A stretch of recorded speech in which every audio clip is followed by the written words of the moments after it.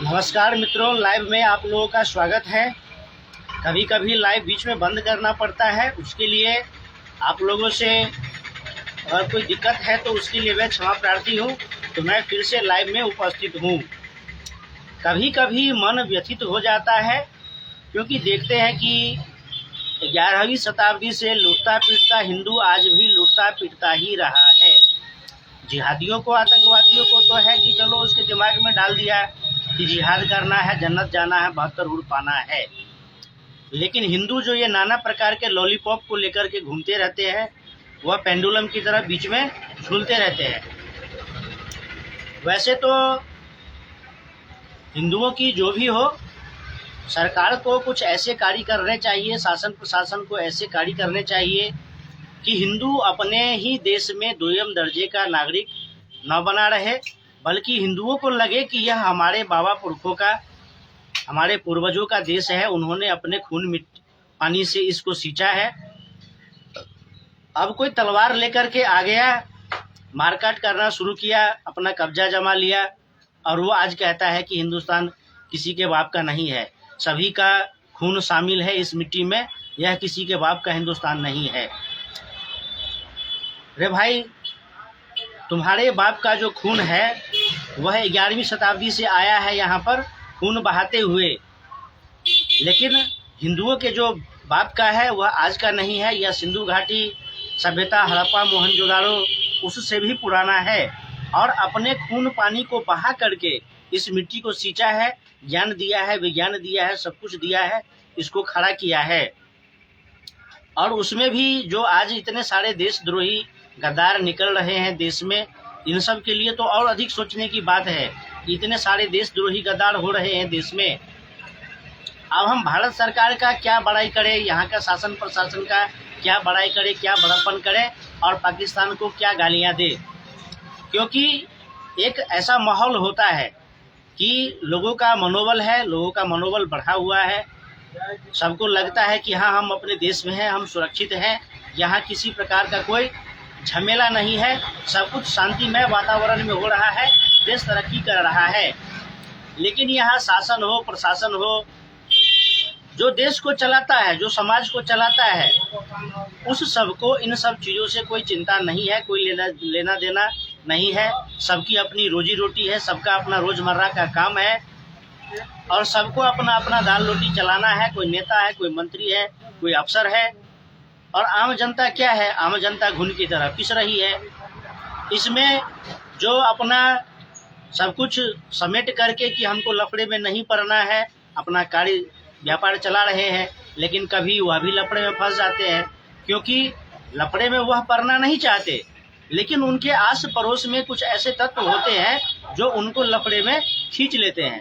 जब उनको लफड़े में खींच लेते हैं तो वह अपना ज़मीन मकान सब बेच करके वहाँ से चले जाते हैं। अब कहाँ कहाँ चक्कर लगाते फिरेंगे। अब यहाँ पर मान लीजिए कहीं पर मुस्लिम बहुल क्षेत्र है, मुस्लिम बहुल क्षेत्र है तो कोई मुसलमान किसी हिंदू के घर पर हड्डी फेंक देता है, कोई मुसलमान किसी महिला को छेड़ देता है, कोई मुसलमान अपना दादागिरी, अपना धौस जमाता है। उसी में से कोई मुसलमान विधायक मंत्री बन जाता है, तब तो हिंदू पर और मुसीबत टूट पड़ती है। सुबह सुबह 5 बजे लाउड स्पीकर पर चिल्ला चिल्ला करके सारे हिंदुओं को डिस्टर्ब करता है। तो भाई, अल्लाह अकबर से हिंदुओं को क्या पता। अब भाईचारा है, पंथ निरपेक्षता है, भाईचारा है, पंथ निरपेक्षता है, तो जाकर के अरब अमीरात में निभाओ पंथ निरपेक्षता और भाईचारा, पाकिस्तान में निभाओ। यहाँ भारत में क्यों लोगों का दिमाग खराब कर रहे हो। और ऊपर से लोग बोलेगा तो एक तो दादागिरी, ऊपर से मुंहजोड़ी, और उसके बाद क्या, तो शासन प्रशासन हर तरफ से सब कुछ सुख सुविधा मिला हुआ है, और यहाँ पर सबको अपना दादागिरी करके दिखाता रहता है। तो भारत की जनता तो त्रस्त है, त्राहिमाम कर रहा है। अपने देश में हम घूमने नहीं जा सकते, अपने देश में हम पूजा आयोजन नहीं कर सकते, अपने देश में हम कोई धार्मिक यात्रा नहीं कर सकते, अपने देश में हम स्वतंत्र होकर के बोल नहीं सकते। आज हम यह नहीं बोल सकते कि पहलगाम में आतंकवादियों ने, इस्लामिक आतंकवादियों ने हिंदुओं को नाम पूछ करके मारा है, क्योंकि जैसे ही हम उसका रील देखेंगे, उसका वीडियो देखेंगे, उसके बारे में चर्चा करेगा, बगल में खड़ा सलीम हमारे पड़ोस का अफजल आएगा, हमारा गला काट देगा, कहेगा कि यह ज्यादती हो रहा है मुसलमानों के साथ। तो ऐसे बकवास नेता है हमारे देश में, ऐसे बकवास अफसर हैं हमारे देश में जो हिंदू है और हिंदुओं के विरोध में कार्य करते हैं। तो कहाँ जाएगा देश? आखिर यह देश कहाँ जाएगा? किस हाल में कहाँ जाएगा यह देश? कुछ नहीं कहा जा सकता है भाई साहब। अभी 35 करोड़ है, अभी 35 करोड़ है तो आपको पूजा करने के लिए पुलिस से परमिशन लेना पड़ता है। कल को जब पुलिस शरिया कानून मानने लगेगी तब फिर हिंदू क्या करेंगे? तब हिंदू किसका पैर पकड़ेंगे? आज जो पुलिस यहाँ पर खाकी वर्दी पहनता है, कल को उसको हरा वर्दी पहना दिया जाए, एसडीपीआई पीएफआई का वर्दी पहना दिया जाए, तो आज का हिंदू समाज क्या करेगा? क्योंकि कुछ ऐसा हो नहीं रहा है ना।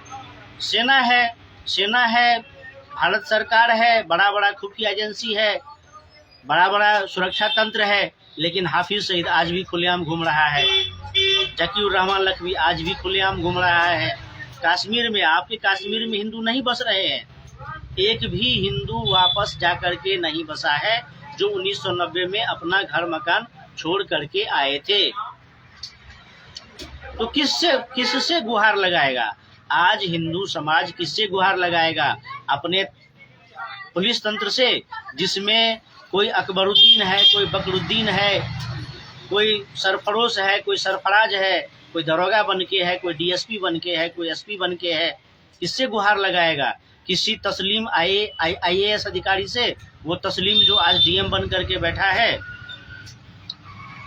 वह अब्दुल जो कोर्ट में जज बन करके बैठा है, वह अकबर जो वकील बन के बैठा है, उसके यहाँ जाएगा हिंदू गुहार लगाने के लिए?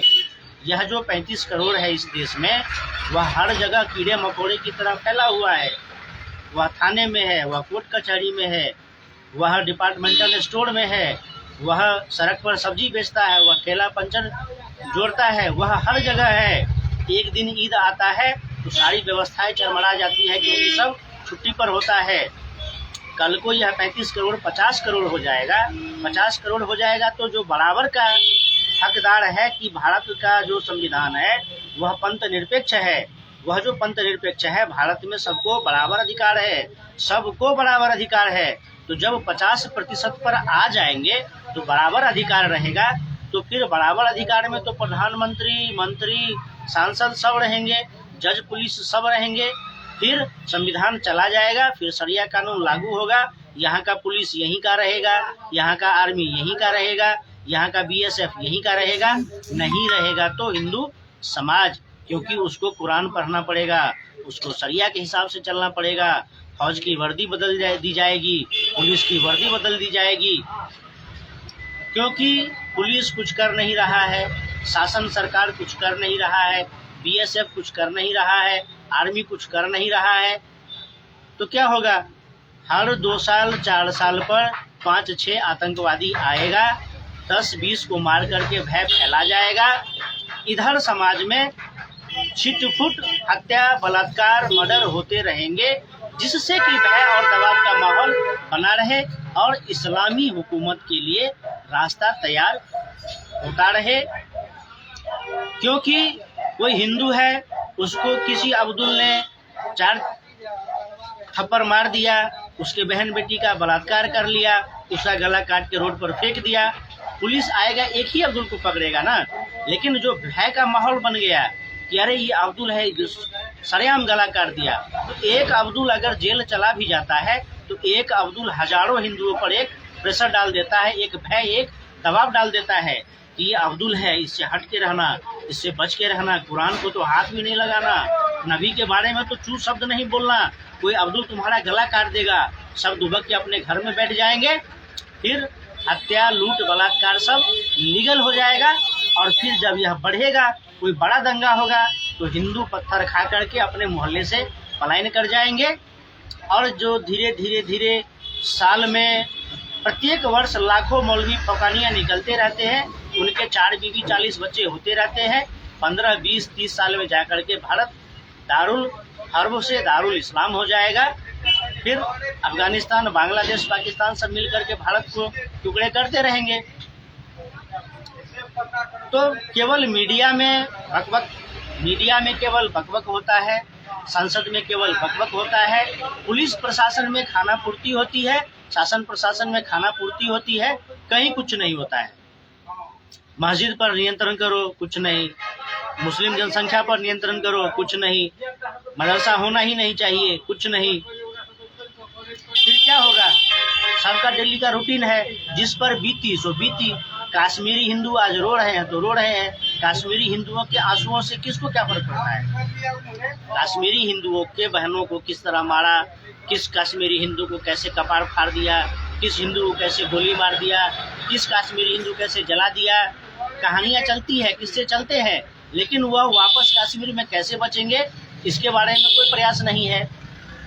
और अगर कोई भारत का नौजवान ऐसा लड़ना चाहता है तो उसको भी नहीं रोका जाना चाहिए और उसको भी जेल में डाल दिया जाता है। और भगवा आतंकवाद की थ्योरी गढ़ी जाती है, तो एक बार भगवा आतंकवाद ही सही। म्यांमार में बौद्ध विराटों ने मारा था रोहिंग्याओं को। रोहिंग्या मुस्लिम क्या कर रहे थे? बौद्धों की बहन बेटियों को दिन दहाड़े उठा लेते थे, उनका रेप करते थे। फिर संत विराटों ने अपना संगठन बनाया। संत विराटों ने 100-150 लोगों का अपना संगठन बनाया और एक दिन में 200 से 250 रोहिंग्याओं को मिट्टी में दबा दिया। उसके बाद सब शांत। फिर इंडिया टुडे ने अपने कवर पेज पर भगवा आतंकवाद का बड़ा सा हेडलाइन डाला और संत विराटों का वहां फोटो दिया। बल्कि इंडिया टुडे पत्रिका भी हाथ में थमा दिया। इंडिया टुडे पत्रिका हाथ में थमा दिया और बड़ा सा हेडलाइन लिखा भगवा आतंकवाद, और संत विराटों का ड्रेस भी है भगवा। तो आज अगर कुछ नौजवान तैयार हो रहे हैं कि हमारे 26 हिंदू भाई मारे गए हैं तो हम 26,000 को मारेंगे, तो उनका यह प्रयास गलत नहीं है। अपनी माँ बहन बेटियों की इज्जत बचाने के लिए, अपने सनातन धर्म को बचाने के लिए, अपने भारत राष्ट्र को बचाने के लिए अगर कोई सशस्त्र आंदोलन करना चाहता है तो यह बुरी बात नहीं है। हालांकि शासन प्रशासन अपना कार्य करेगा, उनको जेल जाना पड़ेगा, उनको मृत्यु दंड भी मिल सकता है, उनको मृत्यु को भोगना पड़ेगा, उनको जेल की कष्ट पीड़ा भोगनी पड़ेगी, उनको भगवा आतंकवाद का ठप्पा भी भोगना पड़ेगा, झेलना पड़ेगा। लेकिन अगर शासन प्रशासन फेल है, सारा तंत्र फेल है, तो हिंदुओं को अधिकार है कि वह अपनी बहन बेटियों की रक्षा करे। उसके लिए वह अपनी आत्मरक्षा में शस्त्र उठाए, क्योंकि इस्लामिक आतंकवाद को उचित ठहराने के लिए भारत में बहुत बड़े राजनीतिक दल हैं, बहुत बड़े नेता हैं, बहुत बड़े मीडिया पत्रकार हैं। भारत देश में लाखों हिंदू हैं जो इस्लामिक साम्राज्यवाद और इस्लामिक आतंकवाद के सिंपैथाइजर हैं, बल्कि बौद्धिक आर्थिक हर प्रकार का संरक्षण भी देते हैं। तो ऐसे में अगर कोई हिंदू युवक आगे आता है अपने राष्ट्र और धर्म की रक्षा करने के लिए और वह पुलिस का आघात झेलना पड़ता है उन्हें, तो झेले। अगर मृत्यु भी झेलना पड़े तो झेले। आखिर साध्वी प्रज्ञा के साथ क्या हुआ? साध्वी प्रज्ञा के साथ जो अत्याचार हुए, जो टॉर्चर हुए, किसी आतंकवादी के साथ इतना अत्याचार, इतना टॉर्चर नहीं हुआ होगा। आज तक मैंने नहीं देखा किसी भी आतंकवादी को इस प्रकार से सजा दी गई हो, किसी क्रिमिनल को इस प्रकार से सजा दी गई हो जिस प्रकार से साध्वी प्रज्ञा को दंड दिया गया था। कर्नल पुरोहित को जिस प्रकार से दंडित किया गया, यातनाएं दी गई, बड़े से बड़े आतंकवादी, बड़े से बड़े क्रिमिनल को इस प्रकार से दंडित नहीं किया गया होगा, क्योंकि पुलिस की फटती है बड़े क्रिमिनलों से, सुरक्षा एजेंसियों की फटती है बड़े क्रिमिनलों से, क्योंकि ये बड़ा क्रिमिनल है। हमको तो साला मारेगा ही मारेगा, हमारे बीवी बच्चों को भी मारेगा, इसको ऐसे ही जाने दो, इसको इज्जत दो, ये बड़ा क्रिमिनल है। और जो छोटा मोटा है उसको उसके घर से लात जूते मारते ले जाओ थाने, और थाने से लात जूते मारते ले जाओ जेल में, और मेडल लेते रहो, पुरस्कार लेते रहो, प्रमोशन लेते रहो। 11 न्यूक्लियर साइंटिस्ट मारे गए भारत देश में, कभी किसी अपराधी को गिरफ्तार नहीं किया गया। जम्मू कश्मीर में लाइन से खड़ा करके हिंदुओं को गोली मारी गई, कोई कुछ नहीं कर सका।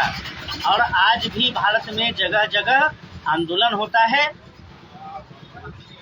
यूपी में भी, यूपी में पत्थरबाजों का घर ढहा दिया तो सुप्रीम कोर्ट की आंख से आंसू निकल गए। तो शासन प्रशासन का तो हमने चर्चा किया, जो सबसे जो दोगला गद्दार राष्ट्रद्रोही है यह जो कॉलेजियम सिस्टम, यह सुप्रीम कोर्ट को सुप्रीम कोठा ऐसे ही नहीं बोला जाता है, ऐसे ही दल्ला नहीं बोला जाता है सुप्रीम कोर्ट के जजों को। सबसे तो यह बकवास कॉलेजियम सिस्टम और यह जो इनडायरेक्ट रूप से देश में अपना तानाशाही चलाने का जो सुप्रीम कोर्ट का तरीका है, इसको भी आज बदलने की आवश्यकता है और इसको भी आज निशाने पर लेने की आवश्यकता है। क्योंकि देश में जितने भी दंगे फसाद होते हैं, अपराध होते हैं, अपराधियों के मनोबल बढ़े हुए हैं, अराजकता फैली हुई है, यह सब सुप्रीम कोर्ट का देन है और सुप्रीम कोर्ट के कॉलेजियम सिस्टम का देन है, जो जिस बीमारी को कांग्रेस ने यहाँ पर बना करके रखा है। बहुत सारी बातें हैं। फिर मिलेंगे अगले लाइव में, अगले वीडियो में। तब तक के लिए नमस्कार।